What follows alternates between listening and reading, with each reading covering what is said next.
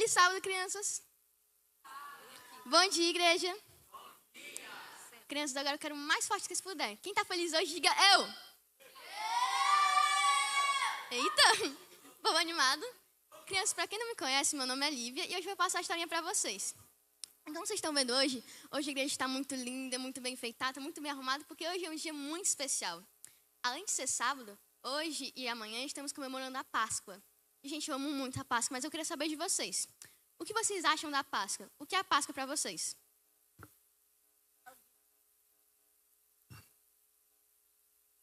É por causa que a gente precisa adorar a Deus e também a gente precisa orar a Ele.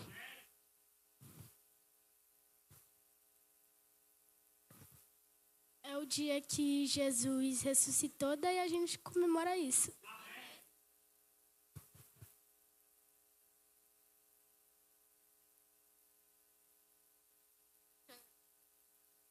É o lembrete da paixão que Cristo tem por nós.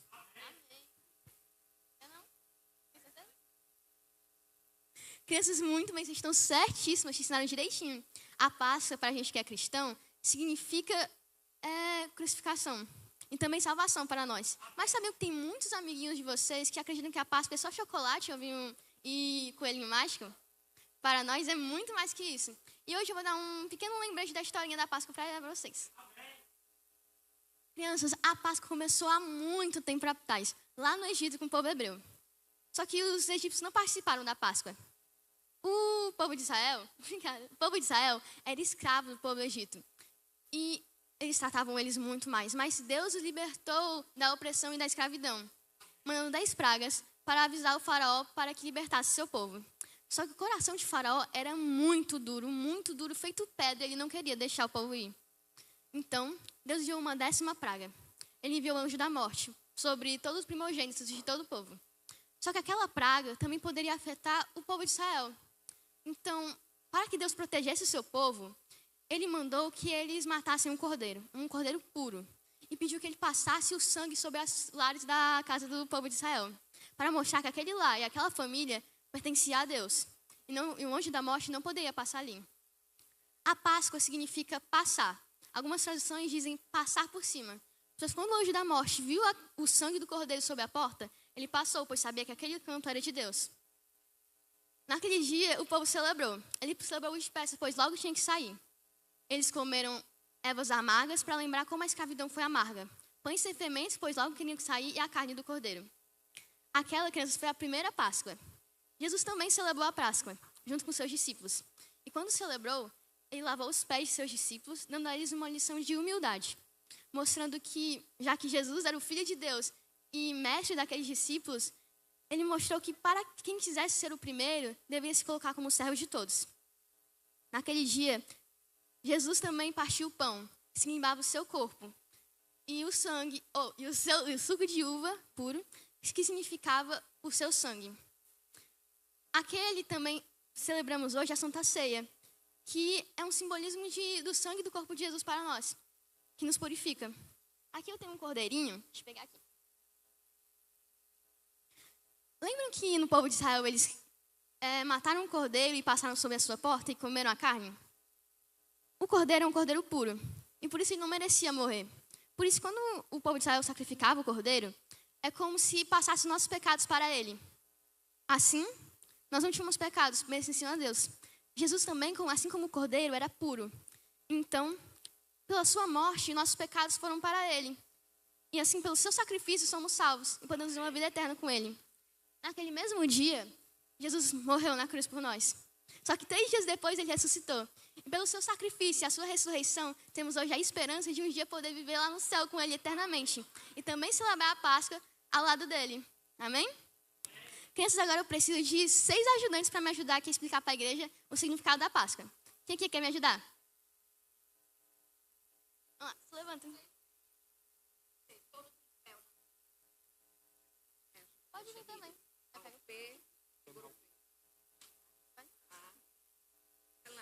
Virando para lá. Ai, que legal, esqueci da...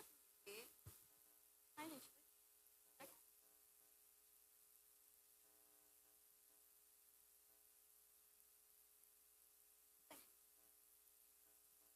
vem pra cá.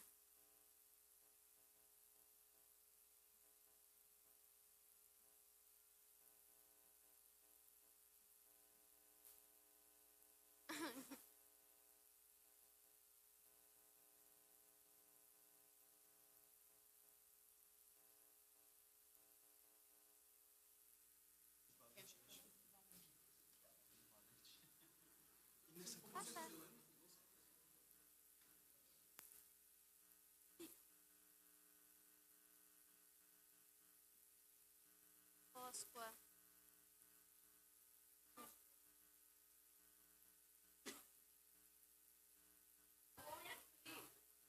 De Páscoa.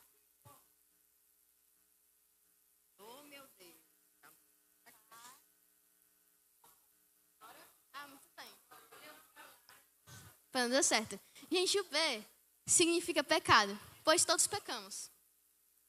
O A significa amor, pois Deus tanto amou o mundo de tal maneira que enviou seu Filho unigênito para todo aquele que nele crê, não pereça, mas tenha a vida eterna. João 3,16. O S significa salvação, pois por meio do sacrifício de Cristo somos salvos. O C significa Cristo, pois Cristo é o Cordeiro de Deus que tira o pecado do mundo. O O significa oração, pois para a gente poder ser salvo, temos que estar ligados a Deus e confessar nossos pecados para podermos ser perdoados. E o A significa alegria, pois graças ao sacrifício de Cristo temos a alegria de viver a oportunidade de um dia poder ir lá para o céu, ficar viver eternamente ao lado dele. Amém? Vamos orar? Obrigada. Muito obrigada, gente.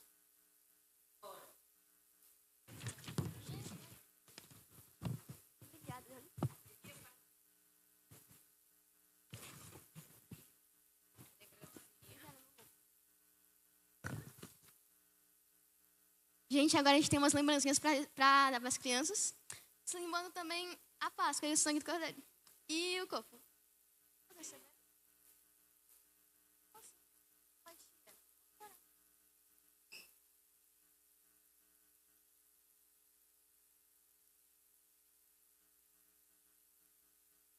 Oi?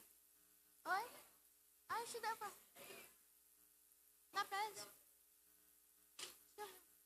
Oh, meu amor, pegue. Tia, vou orar, tá? Vamos orar? Dá a mãozinha. Dá a mãozinha só. Obrigada. Dá a mãozinha, por favor. Só tá bom, se quiser. Eu falo e vocês repetem. Querido Papai do Céu, obrigada, Senhor Jesus, por mais um sábado. Obrigada pelo seu sacrifício e pela oportunidade de salvação. Que possamos sempre estar ligados a Ti. E um dia poder ir para o céu. Celebrar contigo eternamente. Amém? Amém. Amém. Agora podem voltar perto do papai e da mamãe.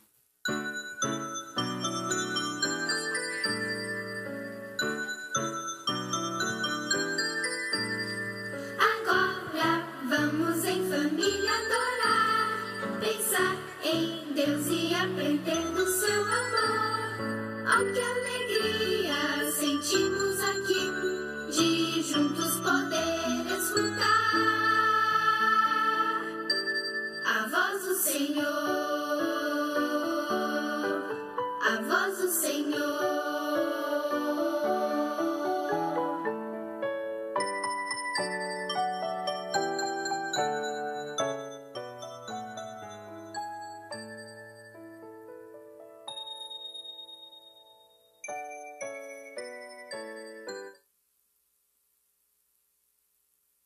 Avisos. Convidamos a todos para acompanhar atentamente.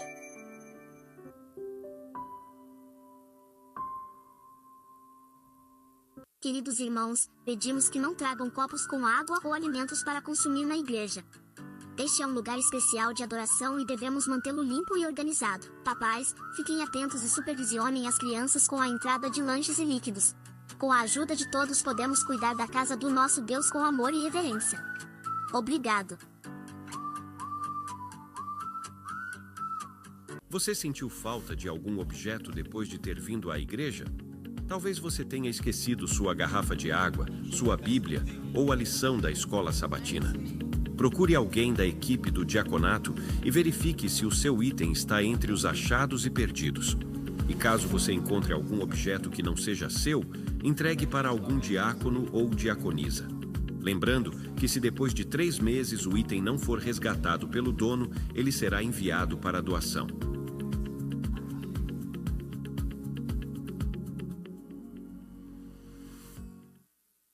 Oi, eu te vejo aqui todos os sábados, e isso é muito bom.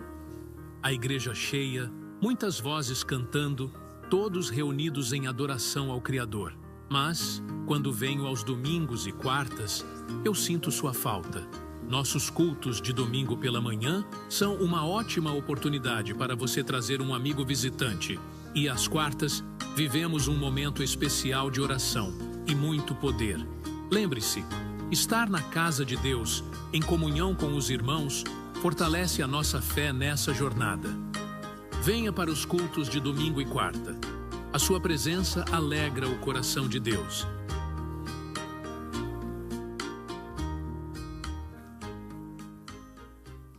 O 7Me ficou ainda mais especial. A adoração familiar na palma da sua mão. Agora você pode selecionar membros da sua família diretamente no 7Me, na hora da sua adoração, tornando esse momento de adoração familiar ainda mais próximo e significativo para todos. A opção Adoração Familiar aparece quando sua família está cadastrada no ACMS, pela Secretaria da Igreja. Certifique-se com a secretária. Já está disponível a partir da versão 4.100.0 do 7Me. Atualize agora mesmo. 7Me, sua igreja a um toque. Existe uma realidade que parece invisível aos olhos da maioria, onde falta o básico, e não só o alimento, mas a dignidade. E o que para nós parece pouco, para eles não tem preço. Doe alimentos para quem precisa. Sua contribuição pode salvar alguém da fome. Peças de roupas, calçados e itens de higiene pessoal também são bem-vindos. Lembrem do que o Senhor nos ensinou. Aquele que fizer a um destes meus pequeninos, a mim o fizeste.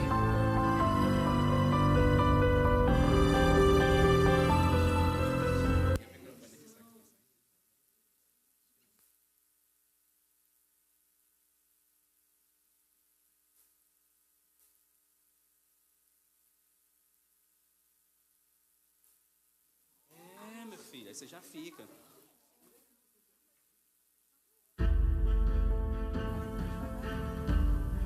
A minha mente é muito lógica, então eu sempre estou em busca da verdade.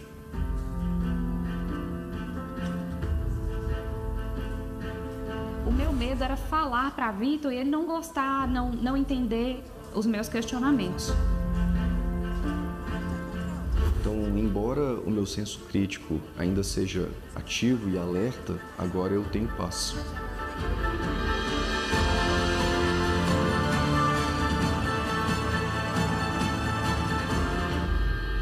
Provai e vede. Histórias de fé e fidelidade. A razão da nossa fé. Desde pequeno eu sempre tive inclinação para buscar a Deus, porque para mim não tem nada mais importante do que buscar o Criador. Mas à medida que eu fui crescendo, o meu senso crítico foi ficando mais aguçado, eu percebi que algumas coisas que eu aprendi na igreja que eu frequentava não faziam sentido com a Bíblia. Eu e o Vitor sempre fomos muito firmes naquilo que a gente acreditava dentro da nossa religião. E quando veio a pandemia, a gente não ia para a igreja física. Porém, na minha cabeça, vários questionamentos começaram a surgir. Eu sempre tive a cabeça muito aberta. Nunca achei que eu sempre fosse dona da verdade, já soubesse tudo. E com relação aos 10 mandamentos, as coisas que eu comecei a aprender, o meu medo era falar para Vitor e ele não gostar, não entender os meus questionamentos. Mas eu também estava me questionando se o caminho que a gente estava seguindo era o certo. A minha mente é muito lógica, então eu sempre estou em busca da verdade. E em meio aos meus questionamentos, a Viviane propôs a gente ler a Bíblia toda.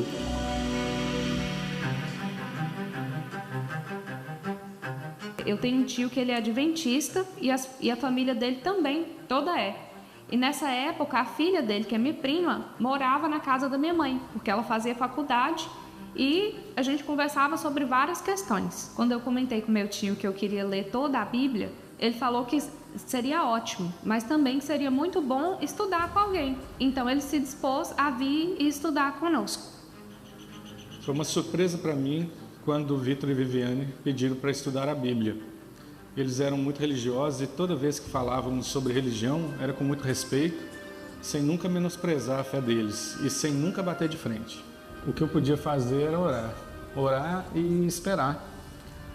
E no momento que eles quisessem estudar a Bíblia e esclarecer as suas dúvidas, eu estaria pronto para estudar a Bíblia com eles. À medida que os estudos iam avançando, a gente se sentia mais adventista. Mas a gente passou algum tempo sem ir para a igreja e nem pensava em ir também. As nossas dúvidas foram sendo esclarecidas e o nosso coração foi sendo acalentado, apaziguado, pois tudo que a gente estava aprendendo tem base bíblica. Então, embora o meu senso crítico ainda seja ativo e alerta, agora eu tenho paz. E aí veio o primeiro grande teste para a nossa fé.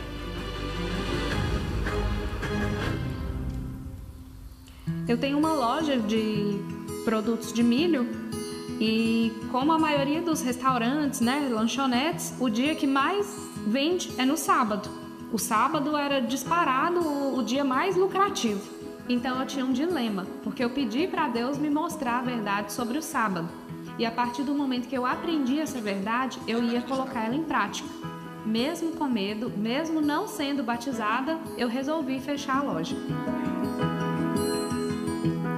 No início parece um pouco difícil, pesado demais, mas quando você está com Deus, as coisas vão acontecendo de um jeito que a gente muitas vezes nem sabe explicar, porque é Ele quem está no comando. E quando Ele guia nossas vidas, os projetos dele não são frustrados.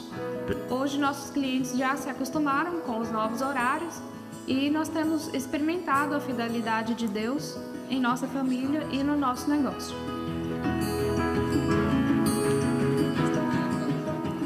Se você tem orado pela conversão de seus familiares, não desista, não se distancie, continue estudando a Bíblia e no momento certo, do jeito certo, Deus vai apelar ao coração de seus amados.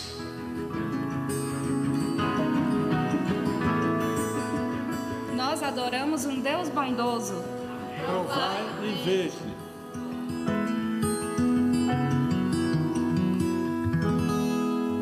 Agora chegou a hora de adorarmos juntos, através dos dízimos e ofertas. Bom dia. Muito lindo o testemunho da jovem, né? E eu achei interessante quando ela falou que quando a gente coloca a nossa vida nas mãos de Deus, muitas coisas acontecem que a gente não consegue explicar. E isso é a fé que nós depositamos no nosso Deus, porque Ele prometeu que iria prover todas as nossas necessidades. Amém?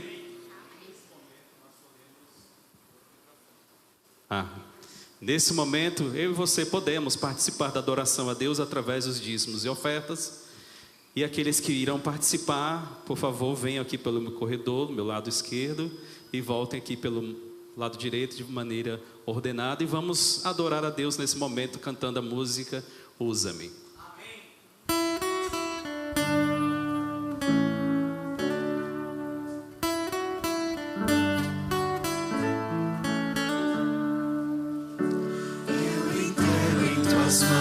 As conquistas, eu entrego em tuas mãos os fracassos, eu entrego em tuas mãos os meus sonhos, me entrego em tuas mãos por inteiro. Usa-me pra tua glória.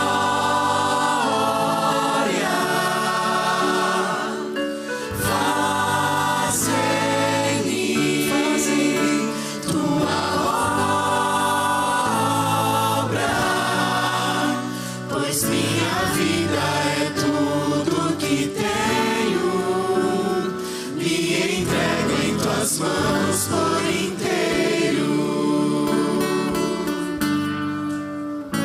possamos entregar tudo nas mãos do nosso Deus, confiar nele.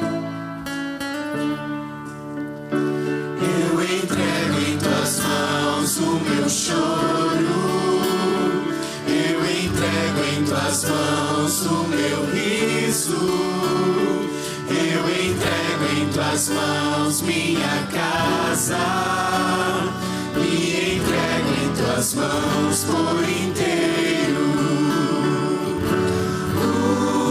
Usa-me pra tua glória,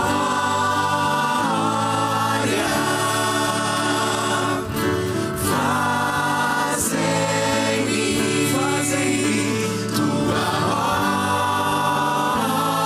obra, pois minha vida é tudo que tenho, me entrego em tuas mãos por inteiro. Sopra em mim, Espírito Santo, trazendo o frescor da tua glória, me convencendo a ser instrumento pra te honrar, pra te honrar. Sopra em mim, Espírito Santo, trazendo o frescor da tua glória, me convencendo a ser instrumento pra te honrar, pra te honrar. Usa-me pra tua glória,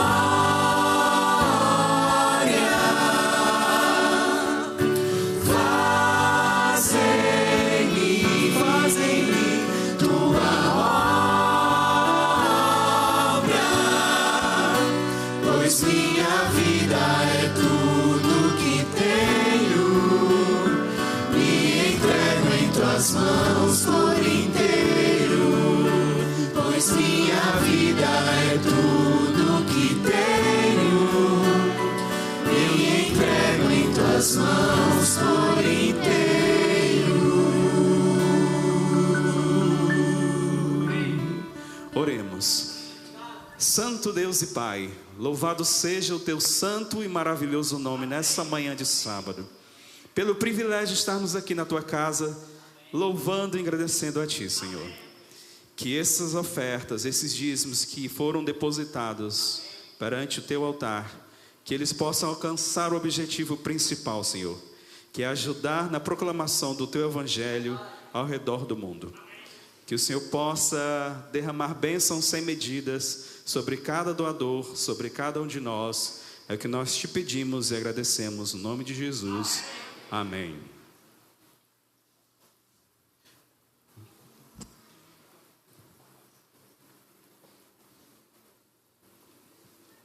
Mais uma vez eu quero desejar um feliz sábado a todos. Que todos sejam muito bem-vindos à Igreja Central de Fortaleza, nesse sábado especial, né?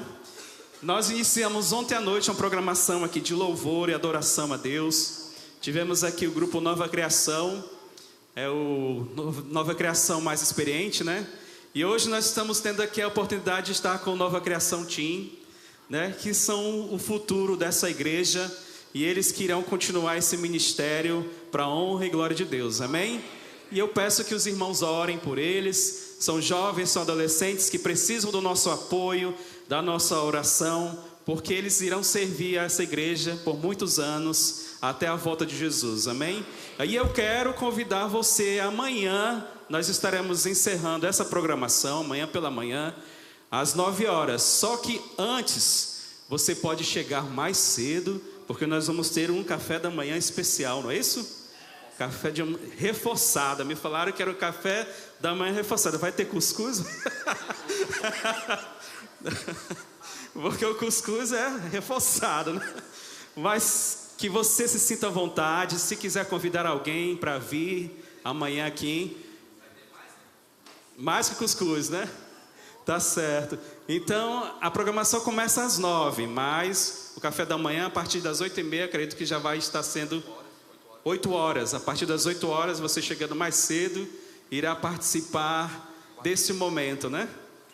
Tá? E agora vamos ter o privilégio de participar todos juntos, né? Louvando a Deus, engrandecendo o seu santo nome. Eu quero convidar você a ficar em pé agora. Vamos lá? Vamos soltar as nossas vozes, certo? Vamos encher o nosso pulmão de ar. Vamos adorar a Deus, aquele que é maior que tudo. Amém? Maior do que todas as coisas, maior do que reinos, maior do que qualquer outra coisa. Porque Ele é aquele que nos criou, aquele que nos ama e que morreu por amor a cada um de nós. Maior que forças, maior que reis. Cante com alegria no coração. Que a natureza e tudo que se fez. Esse é o nosso Deus. Maior que coisas que o homem inventar. No princípio Deus estava lá. Maior que reino. Maior que reino. Em qualquer posição. Que as maravilhas de todas as nações. Maior que bens, que o ouro que existir. Seu amor não pode se medir. Cante com mais força. Mas na cruz, por amor de mim, morreu Jesus, sozinho até o fim. Mesmo assim, em humilhação, morrendo só. Ele pensou em você, hein? Pensando em mim, foi maior. Amém. Maior que forças, maior que reis, que a natureza e tudo que se fez. Maior que coisas que o homem inventar. No princípio Deus estava lá. Maior que reinos e posições, que as maravilhas de todas as nações. Maior que bens e o ouro que existir. Esse amor não pode ser medido. Seu amor não pode se medir. Todos louvam. Mas na cruz, por amor de mim, morreu Jesus, sozinho até o fim. Mesmo assim, em humilhação, Louvado seja Deus. morrendo só, pensando em mim, foi maior. Quero ouvir a igreja.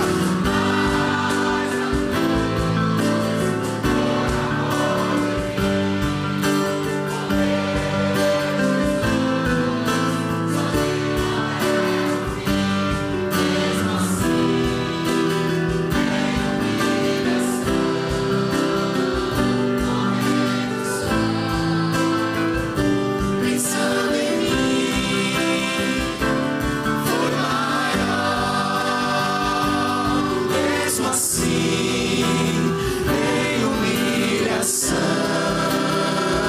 morrendo só, pensando em mim,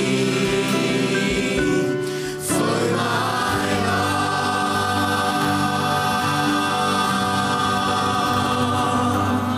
Amém. Louvado seja Deus. Foi por esse amor maior que nos salvou. E é esse amor que nos mantém de pé. É esse amor que nos trouxe até aqui nessa manhã. E como forma de agradecimento, nós vamos continuar essa adoração, louvando ao nosso Deus, olhando para a cruz de Cristo, que é ali onde nós encontramos a salvação e descanso para a nossa alma. Amém? Todos juntos. Andei tão cego, sem rumo certo, buscando a paz e descanso. Eu procurei por tantos meios justificar meus erros, mas ao clamar, meus olhos abri. Então diga. E ao olhar pra cruz eu entendo o amor derramado ali por mim. Ele derramou seu precioso sacrifício de sangue por um pecador. Não sou merecedor, sua graça me alcançou. Amém, glória a Deus. A sua graça nos alcança.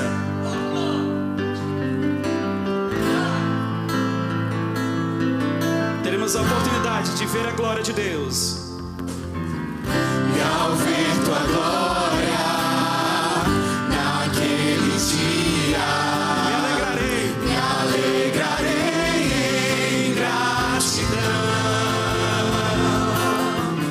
Tocarei as marcas, marcas de vitória. Vencido é o pecado. Perante ti.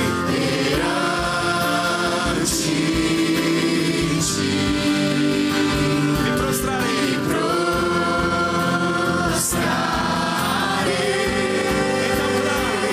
E ao olhar pra cruz eu entendo o amor derramado ali por mim. Sacrifício de sangue por um pecador. Não sou merecedor, tua graça me alcançou.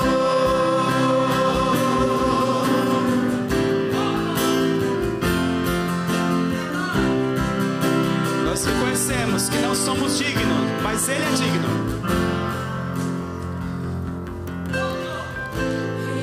Reconheço, não sou digno, só Tu és digno, Senhor. pela graça, E é pela Tua graça que fomos salvos. Nós cremos nessa salvação, nessa graça que nos alcança. digno, pela graça eu fui salvo. Mais uma vez. Reconheço, não sou digno, pela graça eu fui salvo. Diga. Reconheço, não sou digno, pela graça eu fui salvo. E ao olhar pra cruz eu entendo o amor derramado ali por mim. Foi esse sacrifício. Sacrifício de sangue por um pecador. Não sou merecedor. E ao olhar pra cruz eu entendo o amor derramado ali por mim. Sacrifício de sangue por um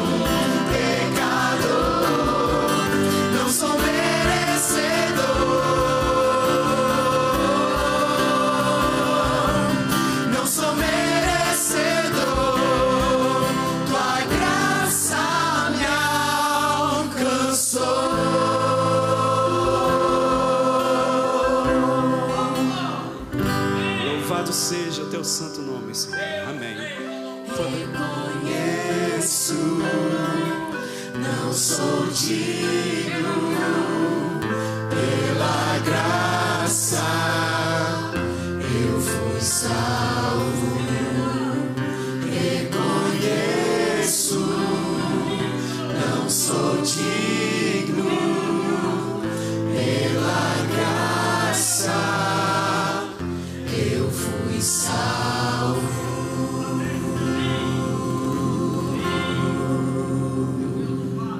Amém, Senhor. Podeis sentar.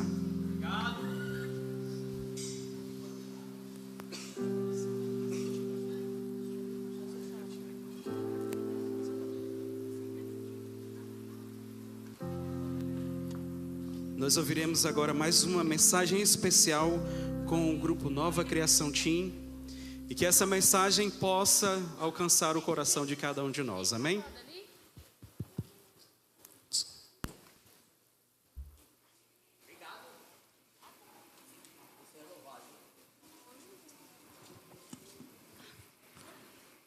Jesus veio habitar conosco para revelar Deus aos homens e aos anjos. Ele é a palavra, Ele é o caminho, a verdade e a vida. Jesus veio ao mundo para mostrar claramente como Deus é, bondoso, piedoso e paciente. Mesmo diante de todos os nossos erros, Ele ainda assim nos ama, nos redime e também nos salva.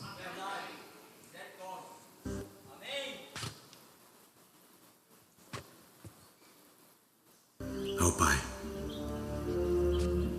eis que te sirvo há tantos anos, sem nunca transgredir o teu mandamento, e nunca me deste um cabrito para alegrar-me com os meus amigos. Vindo, porém, este teu filho que desperdiçou os teus bens com as meretrizes, mataste-lhe o bezerro cevado. E ele lhe disse: Filho, tu sempre estás comigo, e todas as minhas coisas são tuas. Mas era justo alegrarmos-nos e folgarmos, porque este teu irmão estava morto e reviveu, e tinha se perdido, e achou-se. Ainda me pergunto por que nunca desistiu. Sei que dou trabalho por demais, tantos afazeres deves ter a te ocupar, mas de alguma forma me escolheu.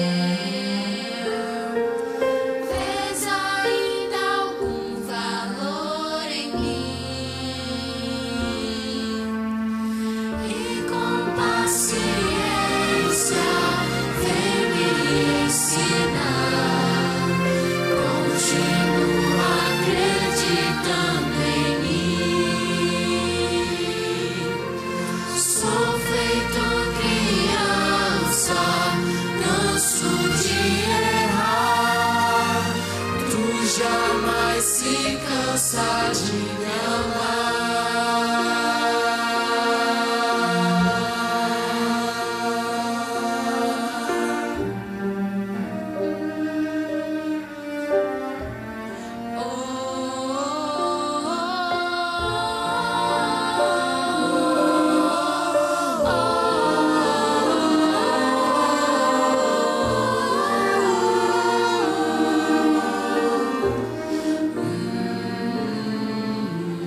Eu queria todo dia não te entristecer, te encher de orgulho e nada mais. Pai, não sei se é justo me amar. Tenho quase nada.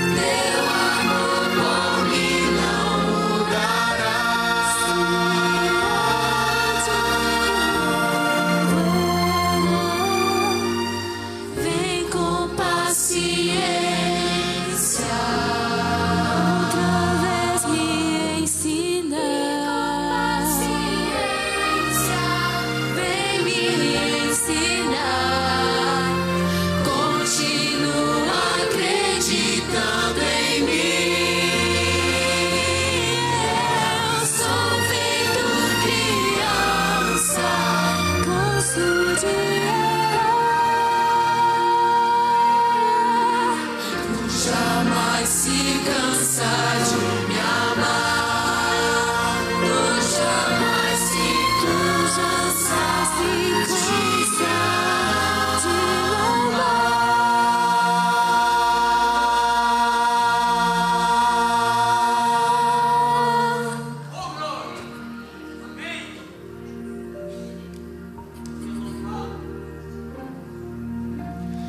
eu queria todo dia não te entristecer, te encher de orgulho e nada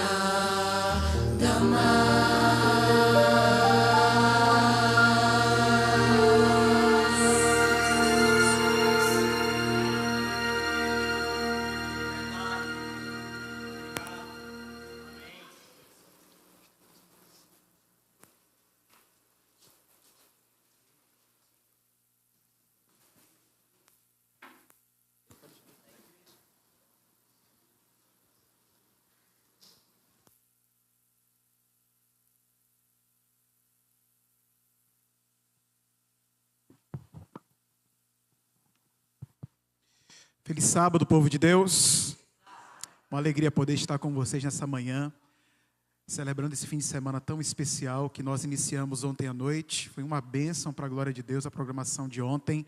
Está sendo uma bênção também ver a nossa juventude aí envolvida na movimentação de hoje, para lembrar daquilo que é a obra de Deus em nossa vida, a obra de Jesus Cristo em nossa vida. Há uma amiga que certa vez me disse que o óbvio precisa ser dito. E às vezes aquilo que é óbvio, é tão óbvio que a gente esquece. E a cruz precisa estar no centro da nossa jornada cristã.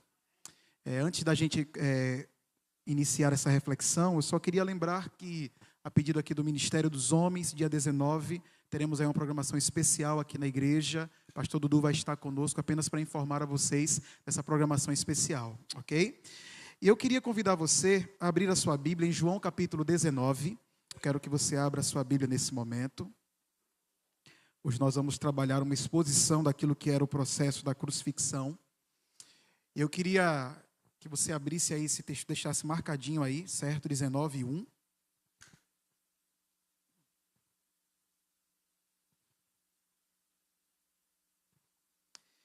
Quem achou, diga amém.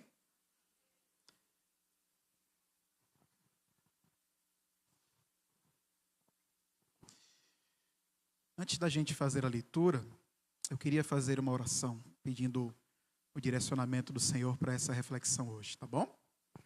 Vamos orar? Pai amado e querido, nós louvamos o Teu santo nome nessa manhã, porque a cruz de Cristo é a nossa vitória. Hoje e ontem e hoje estivemos ouvindo, louvando, agradecendo ao Senhor por Tua obra em nosso favor. E nesse momento, mais uma vez, em que a palavra será aberta, em que estamos aqui para ouvir a Tua mensagem, nós queremos clamar pelo poder do Espírito Santo, para que o Senhor fale ao nosso coração e que o poder da Tua palavra, Senhor, provoque quebrantamento, arrependimento, transformação e direcionamento para a nossa existência. E é por isso que nós convidamos o Espírito Santo de Deus para iluminar a nossa mente, o nosso coração, para nos dar entendimento na Tua palavra, em nome de Jesus. Amém. Vamos fazer a leitura juntos então? Então Pilatos mandou que levassem a Jesus para ser açoitado. Os soldados fizeram uma coroa de espinhos e a puseram na cabeça de Jesus e o vestiram com um manto de púrpura. Depois chegavam perto dele e diziam: viva o rei dos judeus, e davam o quê? Bofetadas nele.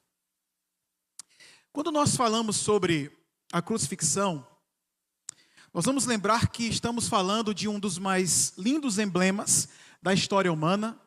Ontem eu soube que o irmão Júnior Torres e a Miriam fizeram aqui um malabarismo para conseguir fazer essa decoração linda aqui, para a glória do Senhor, né? E deu certo. Ficou bonito, ficou, Ferrinho? Então perceba comigo o seguinte, que a cruz hoje é um emblema muito bonito, mas era um emblema que trazia terror às pessoas em seus dias. Por exemplo, os gregos a temiam. Você encontra informações aí ao longo da história de que ela foi praticada na Síria, ali sob os Seleucidas, no Egito, sob o governo dos Ptolomeus, em Siracusa, que era cidade grega, Dionísio o Tirano, utilizou-a inspirado ali nos catarginenses e nos persas. Mas ela não era uma prática bonita, não era uma prática agradável, não era uma prática que, a semelhança desse emblema que temos, era algo de que alguém se orgulhasse. Em Roma, por exemplo, ela foi usada como punição para escravos, prisioneiros de guerras, desertores. Nós sabemos que desertores em guerra são aqueles que acabam traindo a sua pátria. Então, para traidores nacionais, ela era reservada. E a sua prática envolvia muitas situações que eram sádicas em alguns momentos. Só para a gente ter uma noção do horror do que era a crucifixão naquele período, eu trago para vocês aqui esse exemplo de Tito, que foi um general romano, onde no processo da destruição do templo ali, entre os 1.100.000 judeus que as suas tropas mataram, ele mandou crucificar mais de 2.000 judeus naquele período. Eu fico imaginando essa cena, sabe? Eu queria que você usasse a sua imaginação um pouquinho para tentar entender o horror disso, do que é caminhos inteiros, quilômetros, seguindo, com pessoas penduradas em cruzes, com seus corpos ali mortos, passando às vezes dias pendurados nessa situação, porque é um cenário extremamente desafiador e difícil de você querer olhar ou estar perto, quando a gente fala da crucifixão. Nós podemos citar ainda que Tito, por exemplo, nessa revolta que aconteceu, chegou a crucificar cerca de 500 judeus por dia. Era o cenário que era apresentando, e Flávio Joséfo registra essa ideia, certo? Alguns de vocês devem ter ouvido, por exemplo, na revolta do gladiador Espartacus, é bem conhecido, e após a repressão daquela revolta, 6.000 pessoas foram crucificadas. E mais uma vez eu fico imaginando esse cenário. Quilômetros e quilômetros de pessoas mortas ali nessa realidade. Em Roma, ela era geralmente destinada às classes mais baixas, aos escravos, certo? E é interessante que havia alguns costumes e foi dada autonomia aos senhores, sob certo tempo, para que eles pudessem decretar ou não a crucifixão de escravos sem apelação. No início, ela era reservada para aqueles escravos que estavam em fuga, para servir de exemplo para os demais ali, não quererem exercer a mesma situação. Posteriormente, o tempo foi passando e a coisa foi ficando banal, ao ponto de que, por qualquer motivo, os senhores acabavam crucificando escravos. E existia um costume que era horroroso, de que quando um senhor era assassinado, e eles não conseguiam identificar quem havia cometido o assassinato, eles simplesmente mandavam matar todos os escravos que haviam naquele ambiente, naquele cenário, naquela casa. Isso era cruz. E pensar em cenários como esse me lembra o pensamento de Paul Washer, onde ele vai dizer, por exemplo, que a cruz de Cristo não é uma mostra do quanto somos preciosos, mas do quanto o ser humano pode ser depravado. Irmãos, o ser humano sem Deus, ele faz coisas absurdas. E havia um elemento extremamente sádico nesse processo, e é o que a gente vai discriminar um pouquinho para vocês hoje perceberem comigo um pouquinho disso. Quero fazer uma exposição do que é a cruz. E para iniciar esse momento, eu trago para vocês um pensamento de Ellen White, onde ela vai dizer o seguinte: logo se espalharam por Jerusalém notícias da sorte de Jesus. Reuniu-se uma enorme multidão e seguiam ao longo do caminho para o Calvário. Quando ele passou pela porta, ela vai dizer, você vai percebendo a cena, e entrou no tribunal de Pilatos, puseram sobre os seus ombros, cansados e feridos, a cruz, que se destinava a quem? A Barrabás. Mas o peso da cruz, ela vai dizer, era demasiado pesado para Jesus. Ele que já não tinha comido desde a ceia pascal com seus discípulos na noite de quinta-feira, e depois tinha lutado com Satanás no Getsêmani, tinha enfrentado a traição de Judas. Quantos golpes emocionais, físicos, espirituais Jesus vinha sofrendo. Enfrenta ainda Anás, Caifás, Pilatos, Herodes. Depois de tudo isso, quando colocaram a cruz sobre os seus ombros, ela diz, ele caiu, porque era mais do que qualquer ser humano seria capaz de suportar. E John Stott vai nos lembrar que se a cruz não for o centro da nossa religião, a nossa religião não é a de Cristo. Não é a de Jesus. E eu trago esse pensamento para nós nessa manhã, porque por muito pouco estamos esquecendo a cruz de Cristo, por muito pouco estamos nos desviando dos caminhos de Jesus Cristo, por muito pouco estamos abandonando o caminho do Senhor. Eu ouço ao longo dessa caminhada, desses mais de 30 anos aí de Igreja Adventista do Sétimo Dia, o pensamento de algumas pessoas quando falam da cruz de Cristo, não, porque tem gente que só fala de amor, amor, amor, amor, e eu fico pensando que se não é sobre amor, é sobre o quê? Se não é sobre a cruz de Cristo, é sobre o quê? Tira Jesus Cristo, tira a cruz do cenário, no ambiente da religião, o que é que sobra? Ritualística, cerimônia, problemas de relacionamentos pessoais. Tira Cristo do relacionamento da vida religiosa, o que é que resta? Nada.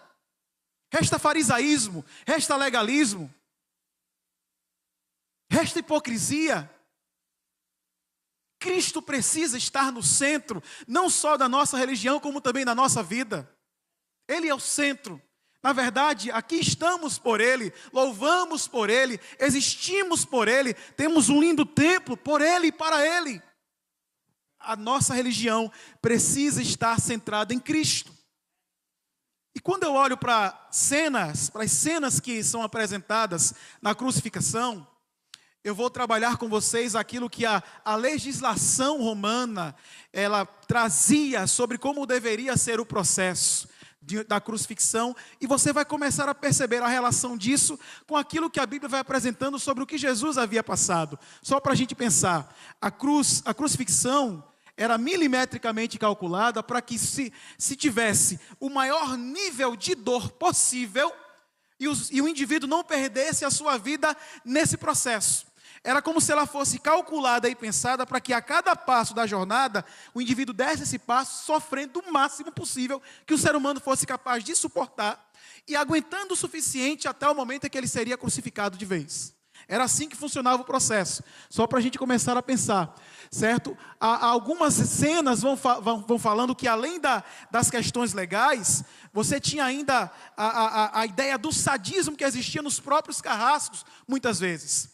E só para introduzir o tema, antes de qualquer pena capital, hoje o Brasil tem uma discussão sobre a pena de morte ou não ter a pena de morte, é uma crise, mas no período romano existia a pena capital, certo? Nós vimos ontem que existiam 4 direções para ela: ser queimado vivo, ser lançado às feras, ser decapitado ou ser crucificado.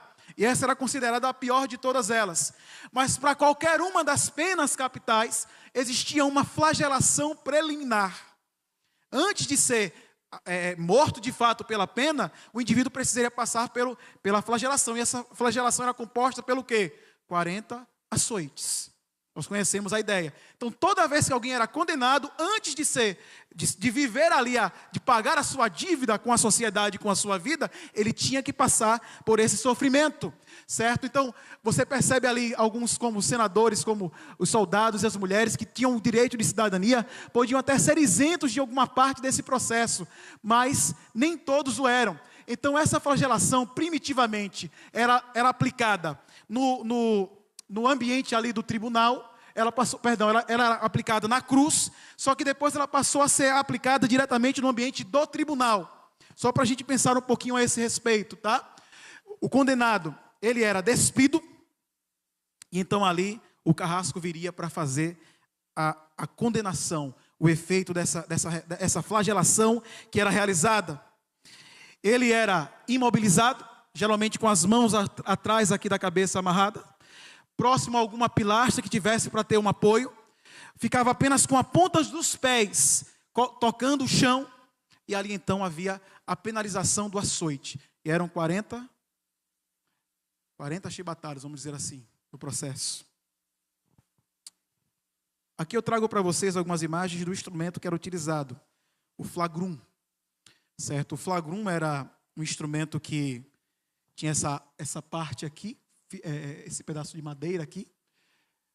As cordas que eram feitas de couro, e geralmente tinha esferas de chumbo ou ossos de carneiro nas pontas. E eu queria que você usasse a sua mente um pouquinho agora para imaginar esse seguinte cenário. As correias de couro iniciavam a inchação e os primeiros cortes na pele. Enquanto que as esferas e os ossinhos, elas iam imprimindo ali profundas contusões no crucificado. Você deve ter visto aí no ambiente do cinema, dos filmes, muitos momentos representando esse sofrimento de uma forma bem interessante. A consequência disso era uma hemorragia e um enfraquecimento considerável. Era o que acontecia nessa situação. 40 golpes eram rigorosamente dados a eles. Pode passar para mim aí, por gentileza, que está dando... Ah, bom, já foi. Isso era limitado para evitar a morte do condenado. E ele precisava ainda ter força suficiente para carregar a cruz. O detalhe é que a cruz não poderia ser arrastada. Ela tinha que ser suspensa. Ele não poderia arrastar a cruz no processo. Tá? Horácio registrou que em alguns momentos era tão desgastante esse processo, que chegava-se aos carrascos ficarem cansados de fazer isso, da violência que acontecia nesse cenário. Só que Jesus, ele não recebeu apenas uma sessão. Ele recebeu quantas? 2 sessões. A primeira sessão foi quando Pilatos tentou comover o coração da multidão, vou castigá-lo, para tentar comovê-los a deixarem ele livre depois do sofrimento. Só que não foi suficiente. Apesar dele ter mandado fazer isso, o povo queria pedir o quê? Queria morte mesmo. Queria a crucifixão mesmo. Movido ali pela liderança religiosa daquele período. Então o que aconteceu? Foi decretada a morte por crucifixão. E uma vez que isso aconteceu, ele precisava passar novamente pelo processo da flagelação preliminar. Por isso Cristo sofreu 2 vezes essa penalização. Para você começar a perceber, e quando você olha o cenário bíblico, nós percebemos, por exemplo, que Pilatos, se tivesse tido um pouco de força moral nesse cenário, ele não teria permitido, porque todo o processo, as acusações que foram apresentadas, tudo que estava dentro do julgamento de Cristo, apontava para uma injustiça sendo feita. Não havia provas e razões suficientes para que ele fosse passar pela condenação que ele sofreu. O segundo elemento que estava presente após a flagelação preliminar era, de fato, o carregamento da cruz. E é interessante que, prévia e devidamente flagelado, ele iria percorrer agora a pé o local de onde ele estava até o local do suplício, muitas vezes nu, ou praticamente despojado de quase todas as suas roupas. Era assim que acontecia enquanto ele seguia nesse processo, o escárnio, a zombaria das pessoas vendo aquele homem passando nesse cenário, certo, até o local da crucifixão. Alguns afirmam e estudiosos vão falar também, que existia a separação ali, né? A parte horizontal aqui da cruz, que é chamada patíbulo, e essa parte vertical é chamada estipes. Certo? O patíbulo, por si só, pesava 50 quilos. 50 quilos. A cruz inteira devia pesar aproximadamente 100 quilos, para você perceber esse cenário. Certo? E eu queria dizer para vocês, imagine a cena, o indivíduo que sofreu 2 flagelações com 80 chibatadas, açoites, com o corpo todo ferido de dor, sem se alimentar, sendo ainda agredido por todo o processo do caminho, porque nós sabemos disso. Porque além da flagelação, as bofetadas, a Bíblia vai registrando todo esse processo. Carregar ainda, eu vou utilizar uma expressão simples, um saco de cimento durante todo esse processo. 50 quilos nas costas.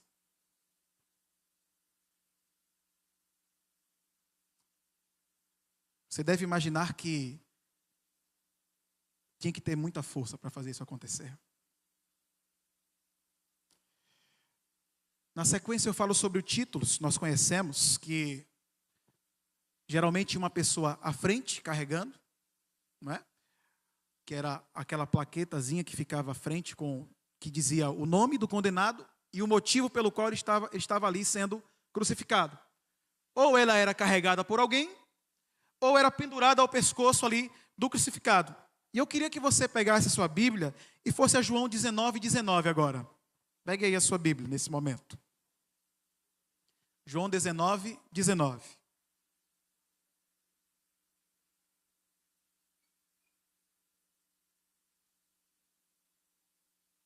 Tem hora que ele está indo, tem hora que ele não está indo.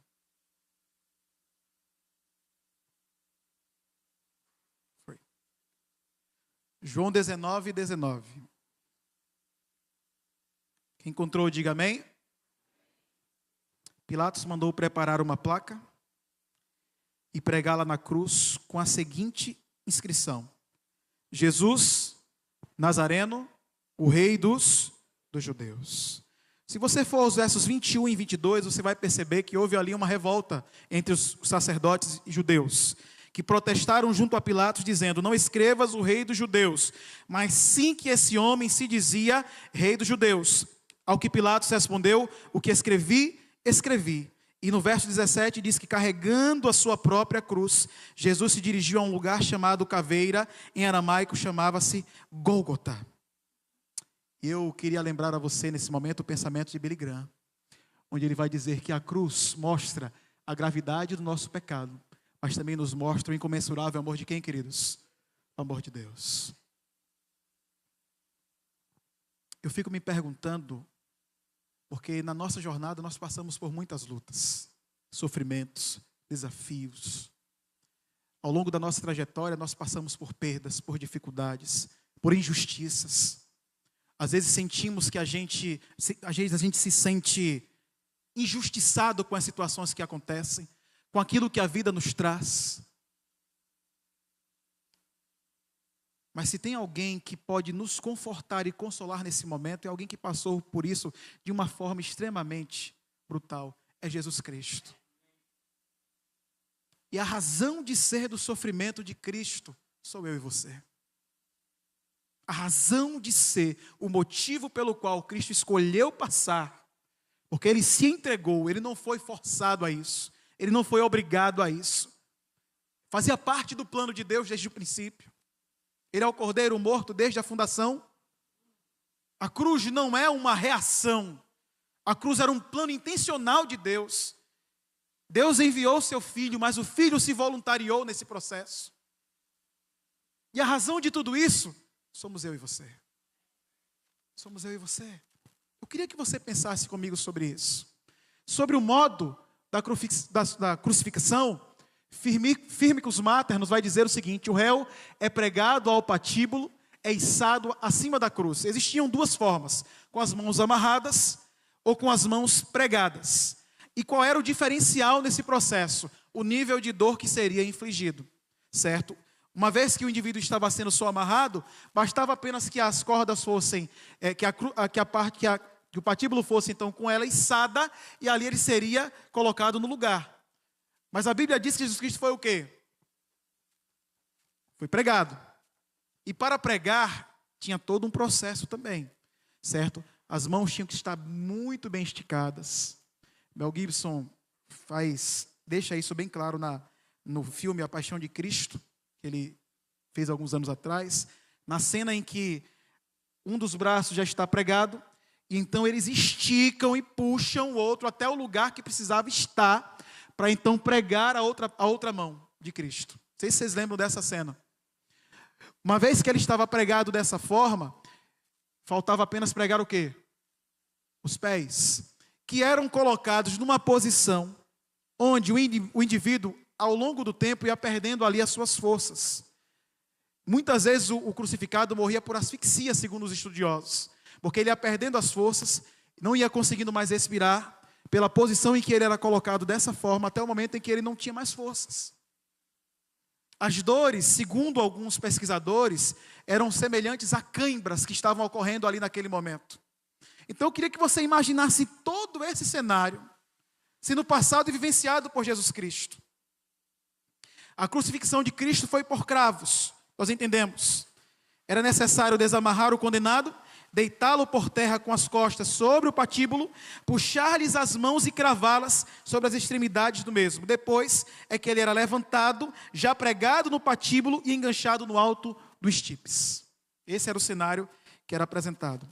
E em João 19, 23, você pode acompanhar na sua Bíblia, o que é dito aí? Pegue aí na sua Bíblia.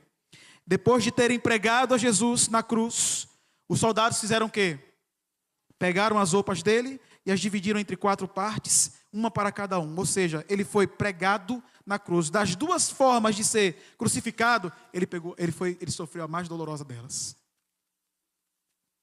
Queridos, às vezes a fantasia sádica dos carrascos era tão cruel, e a história vai registrar isso, que eles começaram a variar a forma de crucificar as pessoas.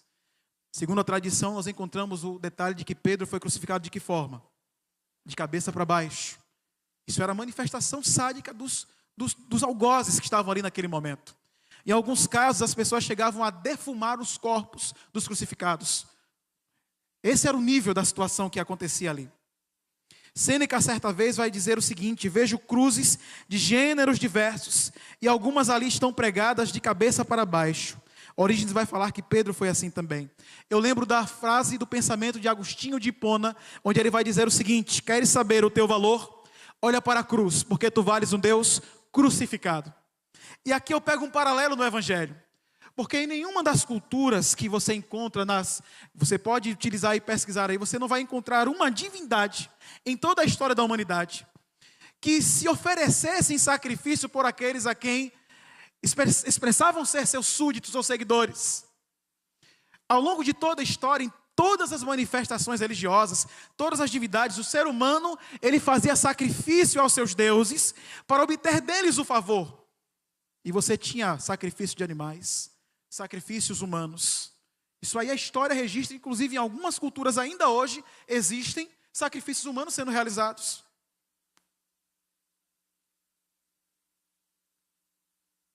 Mas no Evangelho não.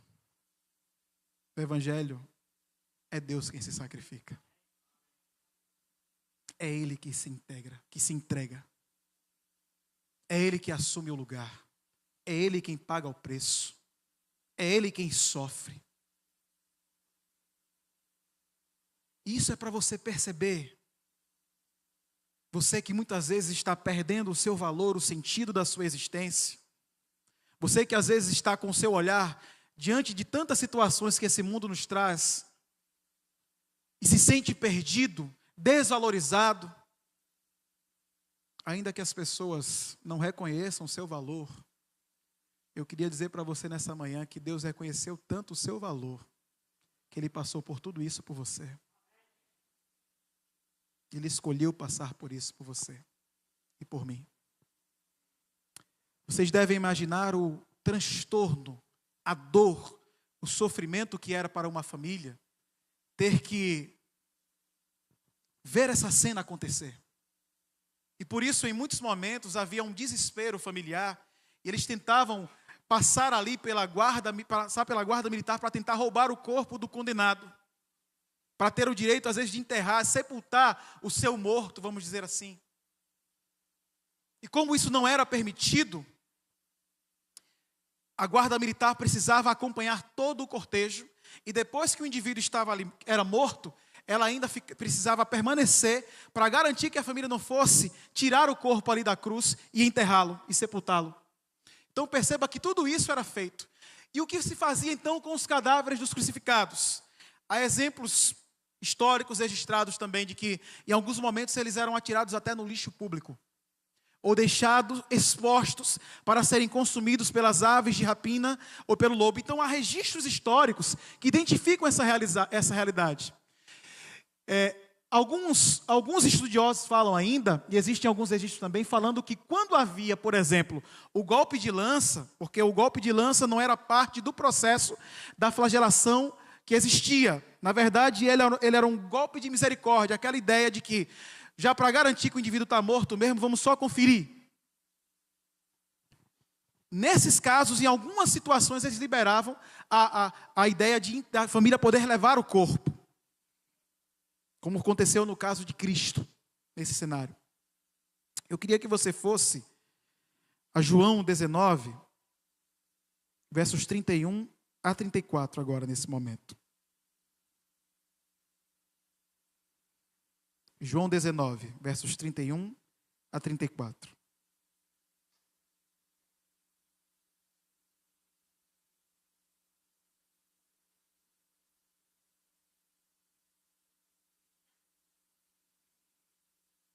Deixa eu abrir aqui na minha Bíblia também. Então os judeus, para que no sábado não ficassem os corpos na cruz, visto como era a preparação, pois era grande o dia daquele sábado, rogaram a Pilatos que se lhe quebrassem as pernas e fossem tirados. Os soldados foram e quebraram as pernas ao primeiro e ao outro que com ele tinham sido crucificados. Chegando-se, porém, a Jesus, como vissem que já estava morto, não lhe quebraram as pernas. Mas um dos soldados lhe abriu o lado com uma lança. E logo saiu o quê? Sangue e água. E aquele que viu isto testificou, sendo verdadeiro o seu testemunho, e ele sabe que diz a verdade para que vos creiais. Isto aconteceu para se cumprir a Escritura: nenhum dos seus ossos será quebrado. E outra vez diz a Escritura: eles verão aquele a quem traspassaram. Algumas vítimas permaneciam vivas por vários dias. A maioria costumava morrer na noite, passava um dia e uma noite, até que então morriam. E sabe o que me chama mais a atenção em todo esse cenário? Ao longo de todo esse processo, você não vê Jesus murmurando, você não vê Jesus reclamando, você não vê Jesus questionando. Ele só vai.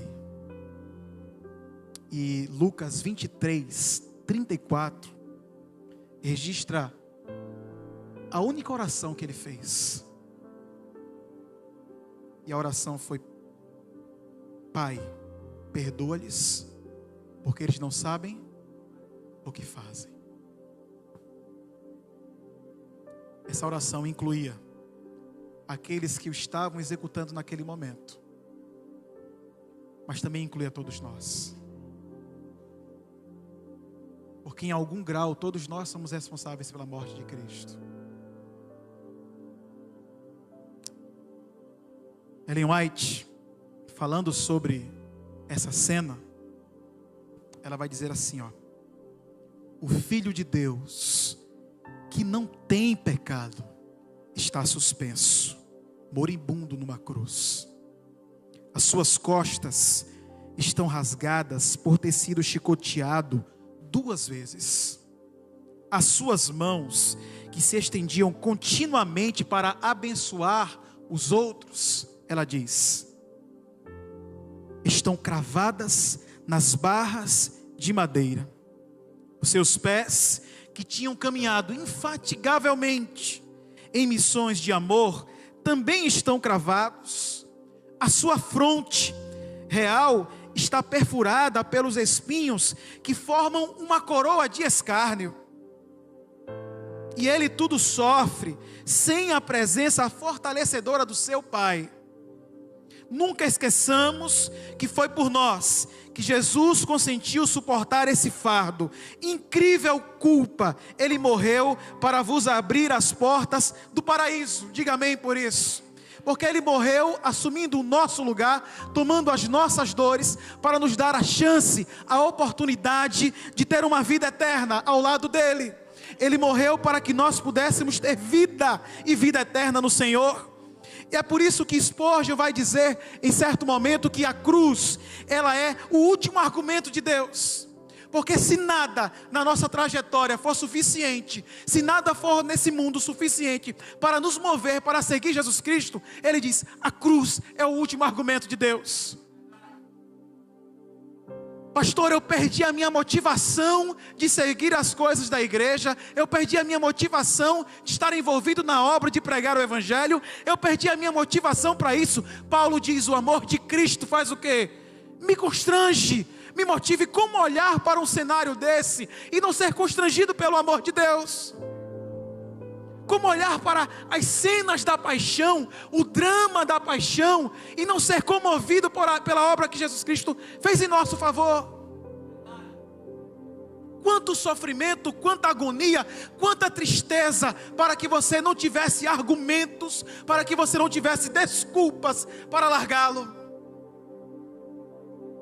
E nessa manhã Deus está fazendo um chamado a mim e a você, um chamado a colocar a nossa vida nas mãos dEle, um chamado para abrir as portas do nosso coração, para viver o melhor dEle, porque Ele fez tudo o que Ele podia para nos salvar.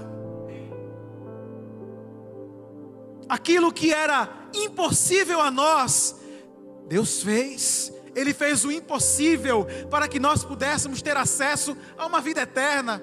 E nós estamos trocando a chance de pisar os portais da cidade santa para estar comendo as migalhas que esse mundo nos oferece, irmãos.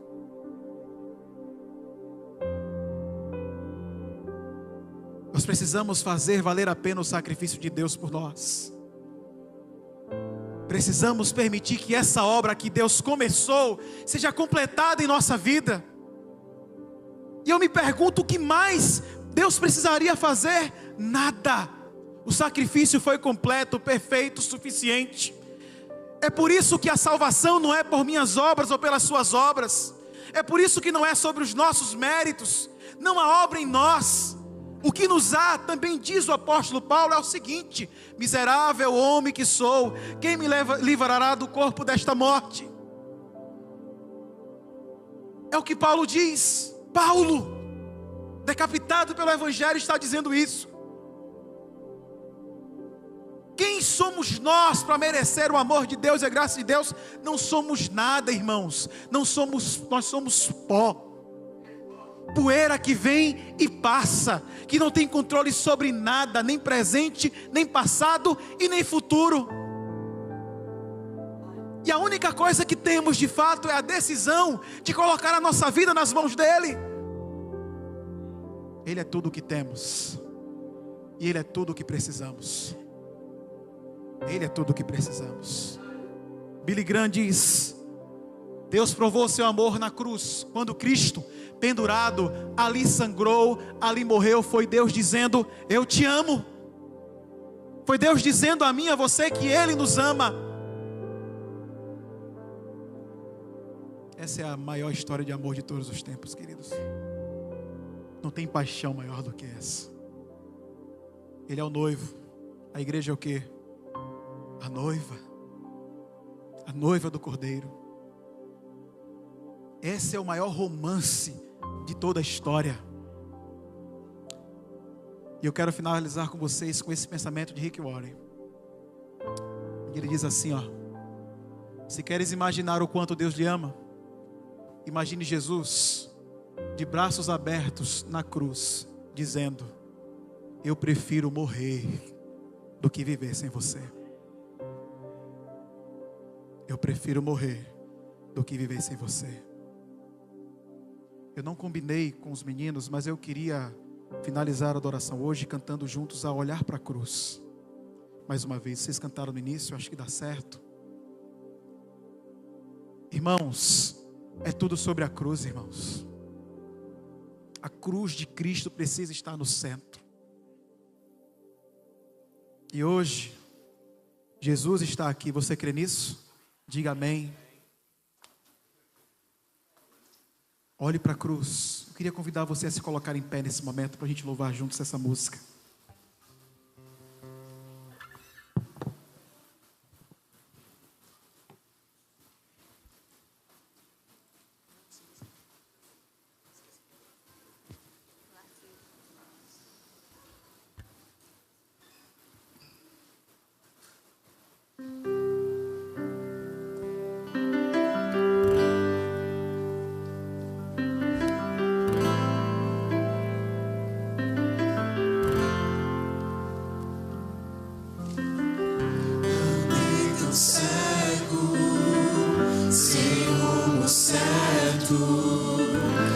Buscando a paz e descanso. Fala com ele. Eu procurei por tantos meios justificar meus erros, mas ao clamar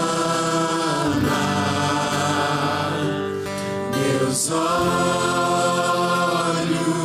abri, ao olhar para a cruz, e ao olhar para a cruz eu entendo o amor derramado ali por mim, sacrifício de sangue por um pecador. Não sou merecedor, tua graça me alcançou.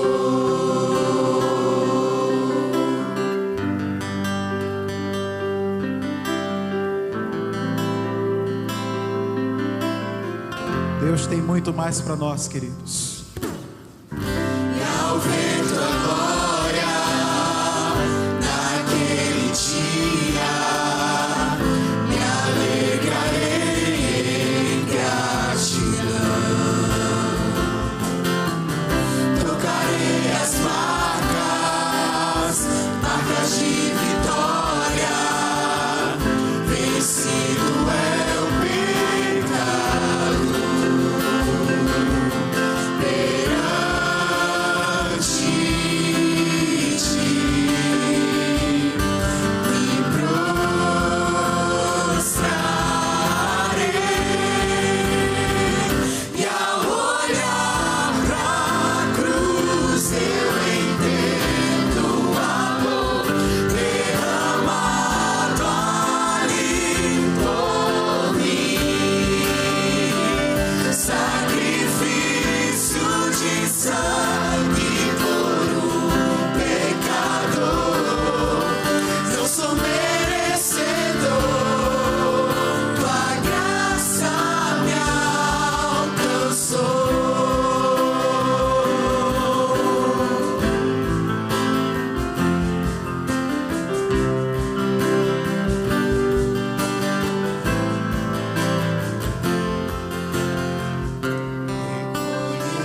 Reconheço, não sou digno, pela graça eu fui salvo. Reconheço, não sou digno, pela graça eu fui salvo. Reconheço, não sou digno, pela graça eu fui salvo. Reconheço, não sou digno, pela graça eu fui salvo.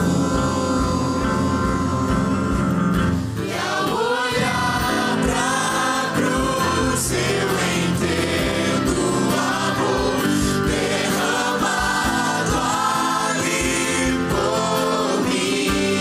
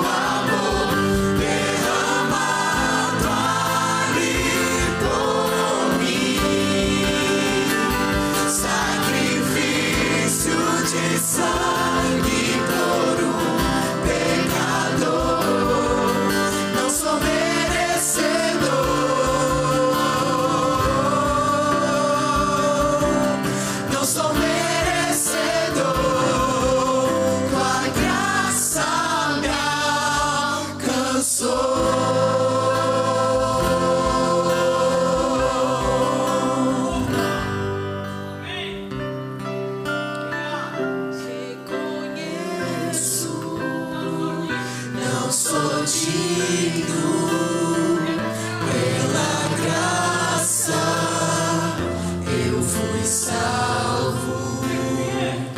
Reconheço, não sou digno. Pela graça eu fui salvo.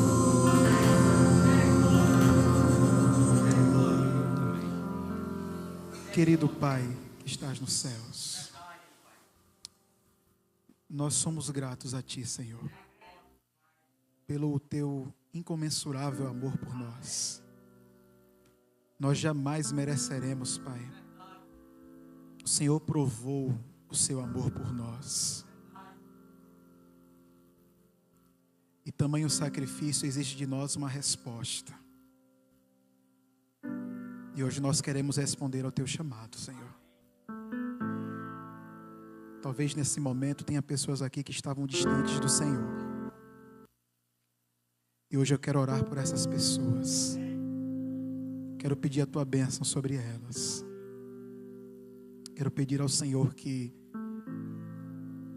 possa reconectar-se com elas. Que o Teu amor possa nos mover, possa nos fazer avançar,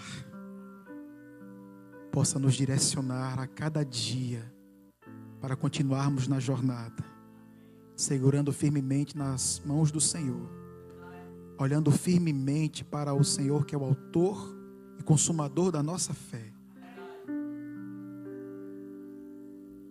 E que possamos nos preparar cada vez mais para o dia em que o Senhor virá para nos buscar. Eu clamo ao Senhor nessa manhã pelo poder do Espírito sobre nós.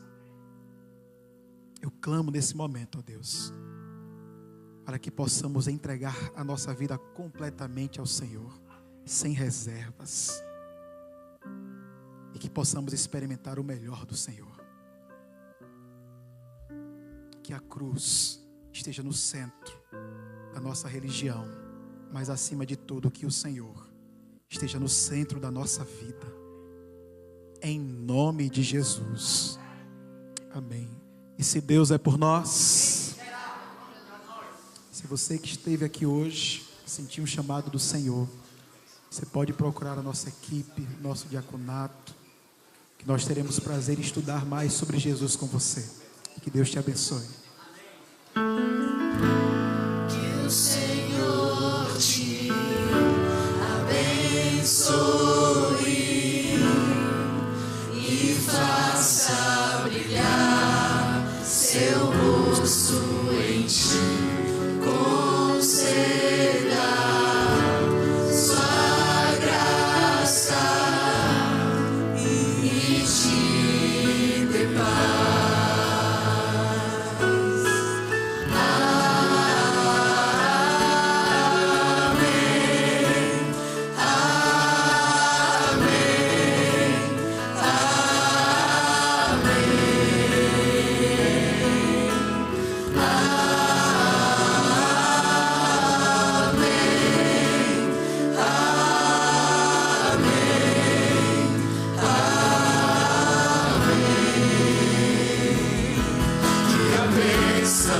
Se derrame até 1000 gerações, tua família, os teus filhos e os filhos dos teus filhos.